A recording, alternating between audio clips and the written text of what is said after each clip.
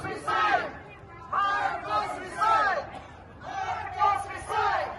Marcos resign! Marcos resign!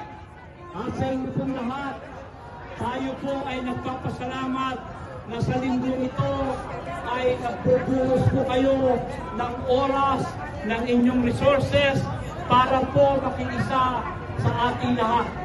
Ang halay po natin ay lumalawak at marami po mag-join mamaya sa atin. Pero sa ngayon po ay sana po ay nandito lang po kayo at itutuloy natin ang ating programa. At sa lahat po, tayo po ay muling mananalangin at meron po akong ginawang panalangin para sa lahat.